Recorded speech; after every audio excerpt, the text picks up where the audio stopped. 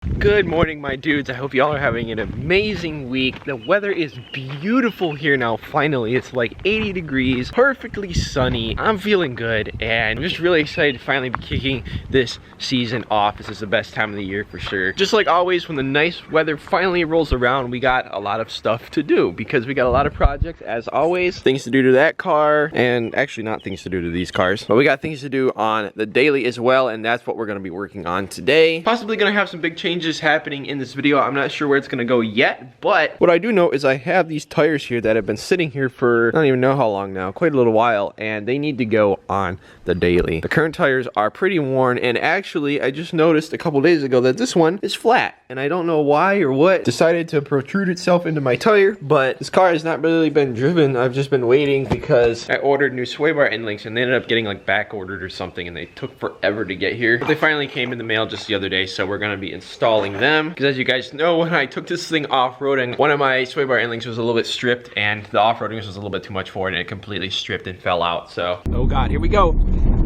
Oh god.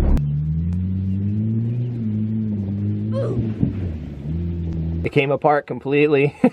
I should have seen that one coming. Got both brand new ones that we're gonna throw in there real quick today. Also gonna get the car completely jacked up and get the wheels off and get ready, because tomorrow I'm gonna be bringing those tires over to get done. Possibly we'll be doing something a little bit cool on top of that. But either way, this should be a fun episode with the daily. Finally getting these last few little things done and getting it ready to rip once again. I really need to get one of those low profile jacks. I have this big old 3-ton that I've been using for forever now, and it just barely fits on the GT. And this car, usually you have to like slide it to the back to get it to go over the lip, and then you can slide it forward on the pinch weld to jack the car up. But I think because of the flat tire, and just because it's been sitting here for a while, everything's settled, I literally like cannot fit the jack under any part of the pinch weld. Normally I will drive this thing up on a block of wood just to make it easier on myself, but I didn't do that before. So hopefully my battery's not dead or something. I'm able to start it and we can kind of get it warmed up for the first time in a little bit today and get her up on a block of wood so that I can actually jack it up and do what I need to do. All right, let's see what we got. Started up just fine. Wow, I did not expect that.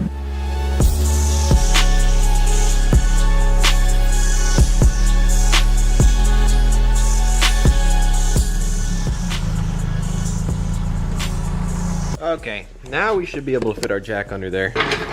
Oh, easy. Easy money. I got her jacked up and got both the fronts off. So I gotta take the rears off and get them ready to go get the tires on. But I wanted to kind of take a look at things up under here and see if I noticed any damage or anything that got scraped up or anything from when we off-roaded. And everything looks perfectly fine. It doesn't even look like it really made contact any place. The only place it looks like there was contact is right here. There's like a little crumple, but I think that was there before. So I don't think we actually did any damage. The only thing is I found literal grass hanging from where this lower motor mount thing is. I also need to fix this little ground wire that goes over to the strut. It's just literally just stuck in this hole for now. But yeah, everything's looking perfectly fine up under here. And as you can see, our end leg right here was perfectly stripped and it's completely gone. So we might as well go ahead and throw those new ones in real quick.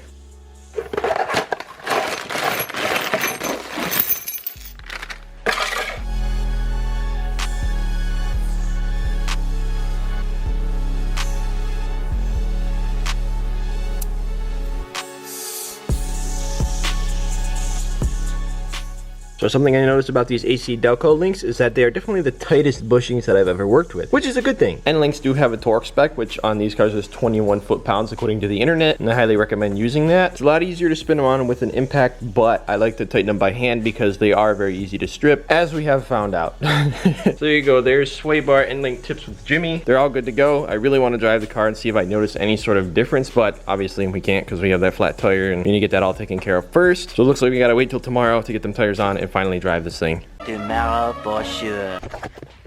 Good morning. I'm not a morning person, but nevertheless, we're up. It's a beautiful morning, about 10 a.m., which, you know, it's not too early, so it could be worse. It is a blazing 86 degrees out there, 46% humidity. I absolutely love this weather. Like, it makes me so happy, so motivating, and honestly just that I'm super excited about today. So it's been a couple days since the last clip that you saw. Reason for that is honestly just because I completely forgot to make the appointment for the tires. So I ended up getting delayed a little bit just because I had to make the appointment a little bit further ahead because of that. But we got the tires out here. I kind of got them cleaned up a little bit. You know, we'll give them a good detail once they're on the car, but they're ready to go out here. And then in here, the wheels are all off the car. I went ahead and got them all off. They're all stacked over here and ready to go. And guys, I think we're gonna be peeling the dip by the end of today. I think it's time. We'll see though.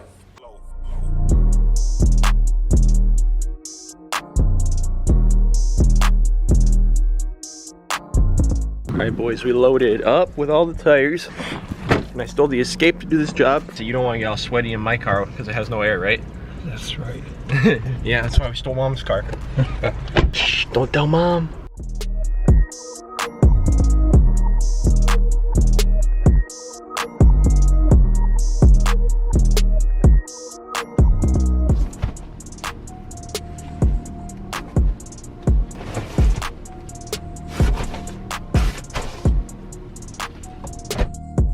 That didn't take long. No. All right, time to get coffee. I am dying. I cannot stay awake. Thank you. You too. Oh, you can't blow these straws. Yeah, they're too tight. What you got? Got medium iced coffee, 2 cream, the usual. Normal coffee, straight black, anything like this, just a little cream.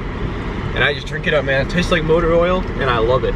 All right, boys, we're back home at the shop after doing that little run. And I actually already got a call that the tires are done. So I probably should have just waited around for them, but I didn't, so oh well. In the meantime, I'm actually gonna check on an issue that I'm having with the headlights on this car. As you guys know, we have really nice aux beam LED headlight bulbs that I've had in this thing since I owned it. Recently, I've been having a really weird issue with one of them. So basically, when the car is off and I turn the lights on, they seem to work perfectly fine anyways. And then when the car is running, one of them, like, it's almost like it's not getting enough voltage and it's dim and it's like a really deep blue color and it looks really weird. I'm pretty sure it's this one that keeps doing it, but I'm starting to wonder if, because when the car is running it only does it, if it's something that has to do with those little capacitor things that I got for the CAN bus system. Because if you guys don't remember, I'll link the video up in the corner from a long time ago when I installed these, but basically I had an issue because these cars have CAN bus systems. The pulse that it sends to the headlights was getting all messed up, the signal. So when the car was off and I turned them on, it worked fine, but when the car was on, the lights would like flash and then turn off. So I'm wondering if there's something wrong with that box. I don't know. So what I might try to do is swap them from the one headlight to the other and see if that like changes it. And if not, then it's probably a bulb issue, but I guess we'll find out. So as you guys can see, I'll turn the lights on. As you can see, they're both shining the same. They seem to be pretty much the same brightness and everything. I'm gonna leave them running on with the car off for a little bit just to make sure that it's not like something else. Yeah, a few minutes later, everything looks okay. This one might look slightly darker of a color than this one, maybe. And I'm pretty sure this was the bulb that was having the weird issue, but now let's start the car up and see if it does the weird thing. Yep, it's already doing it, look it. I don't know if you're gonna be able to tell as well on camera, but it's a lot dimmer and it's like a really deep blue color, while this one is the normal crystal white and it's nice and bright. So weird.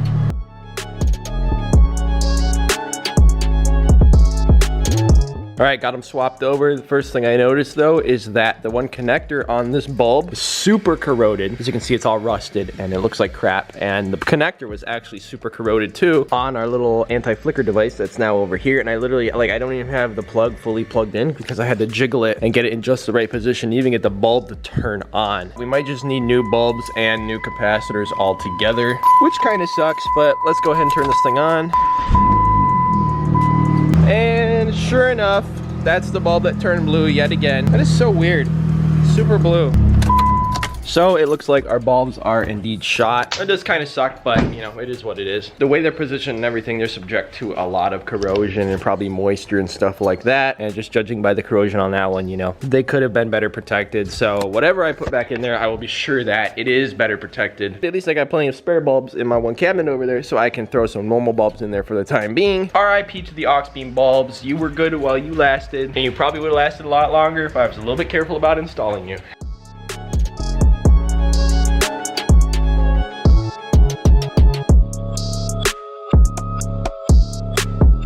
Oh, but of course, the little ring on the high beam LED bulb had broken and got stuck here inside the socket. You can kind of see it's that little round metal thing. So I gotta pull that out with pliers now.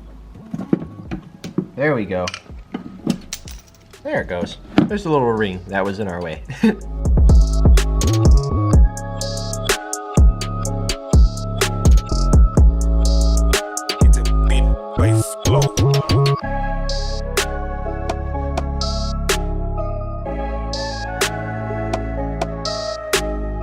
New bulbs are in, but I am still having a small issue. You guys might have noticed at the end of the time lapse, this high beam bulb would still not turn on. Everything's plugged in correctly and everything, but I went ahead and got my little multimeter out and plugged it in, and I was only getting like 10 volts from the wire. I checked the ground and I tried grounding it just to the chassis of the car and all of that kind of stuff, and I was still only getting about 10 volts. Got me a little bit nervous because that would mean that there's something going on with the power end, and I'm hoping it's not TIPM related, although I would think that I would be getting no voltage at all if it was TIPM related. So I'm really not sure, but I'm gonna continue to check it and see if I can figure out what's going on with this. But we don't have a high beam, and I don't want to jury rig it and wire it up to the other high beam or anything like that. If I can help it, if I have to, I have to. We shall see. I might go ahead and go pick up those tires though, because it's getting a little bit late. It's 3:36. They're open till like 5 or 6, but I just want to get it over with. So as per usual though, headlight bulbs turn into a big project usually because they're known for their issues on these cars. 1 hour later.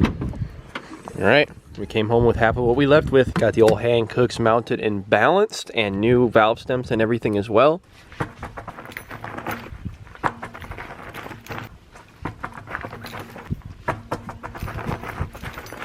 right, boys, you ready for it? Ooh, satisfying peel, but also cringy because I'm gonna miss this color, not gonna lie. Damn, I forgot that these wheels had like the black center. Kind of excited to see them again.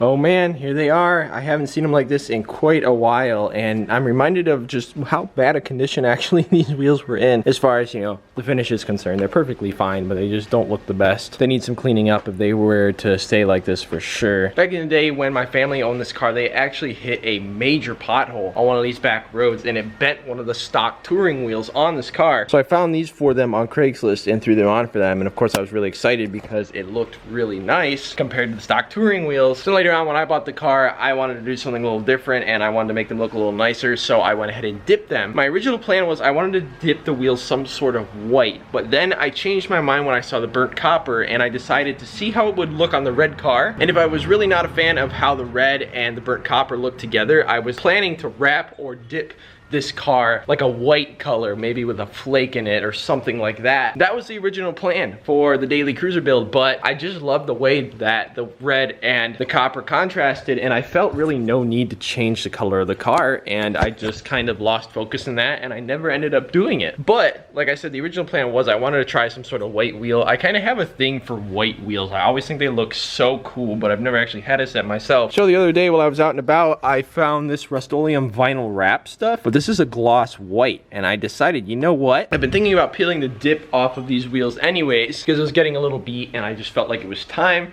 Why not try out the white finally, since I always kind of wanted to do that? So that's what we're gonna do today. I could only get 2 cans of that stuff for now, so I'm gonna dip as many wheels as I can. I might do just the wheels that are gonna be on the left side and then leave the right side wheels bare for now, and then just kind of see which I like better and also see which you guys like better. So I want you guys' feedback for sure. Be sure to leave a comment below when we get to the end of this video. But right now I have a little bit of a mess to clean up. I spent quite a while peeling the dip off. That is a serious pain, peeling dip off of anything. It's always way harder than people make it look. So I spent some time last night and spent some time this morning getting this peeled. We're pretty much good to go. I got a little bit of cleaning up to do, and then we can go ahead and spray these with the white. I'm really curious to see how this looks.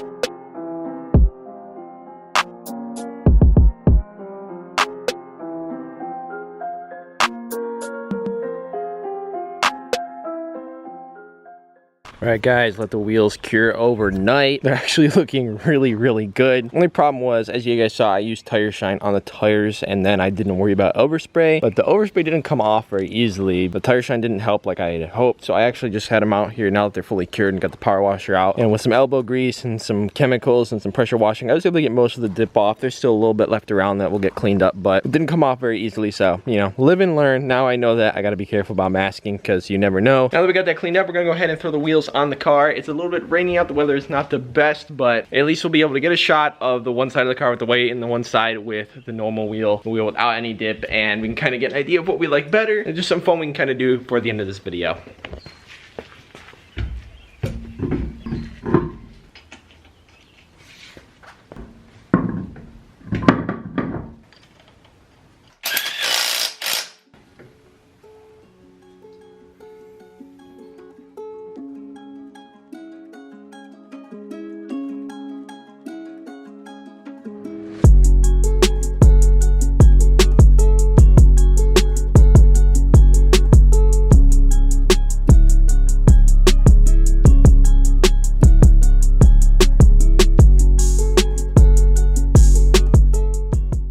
Alright guys, this is where I need your help.